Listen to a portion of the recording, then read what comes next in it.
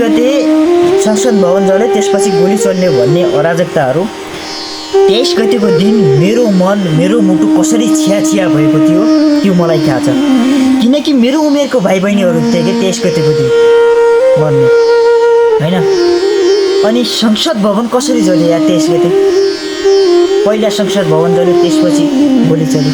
कसरी भनिरहेछौ कि तिमीहरू अराजकताहरू हैन?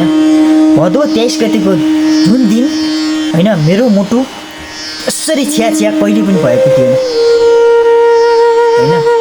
त्यो दिन त्यसरी मुटु चिरिएको थियो कि यसरी बेलुकीसम्म यसरी खुन उम्लदै थियो कि हिमा यसरी चर्किरहेको थियो कि हैन। त्यो मलाई थाहा छ। अनि तिमीहरू भन्छौ हैन, तिमीहरूकै बाउलाई अझै राम्रो हो भन्छौ। अनि तिमीहरूको बाउ राम्रो भइदिए भए केपी ओली शर्मा ओली प्रधानमन्त्री पहिले थिए। केपी ओली राम्रो भइदिएको भए जनताको बारेमा सोच्थ्यो भने बाहिर जनताका छोराछोरी मरिरहेथे। त्यो दिन जनताका छोराछोरी मरे, ल आउनुहोस् तिमीहरूको एजेन्डा के हो कुरा गरौँ, बसेर कुरा गरौँ। बाहिर बच्चाहरू मऱ्यो नहान्न गोली भन्न त्यति भन्न सकेन। तिमीहरू त्यति सामाजिक सञ्जालमा भनिदिएको भए पनि यत्रो आन्दोलन हुँदैन, सिंहदरबार जल्ने थिएन, पुलिस पनि मर्ने थिएन, पुलिस स्टेसनहरू पनि कोही पनि जल्ने थिएन हैन, केही पनि हुने थिएन।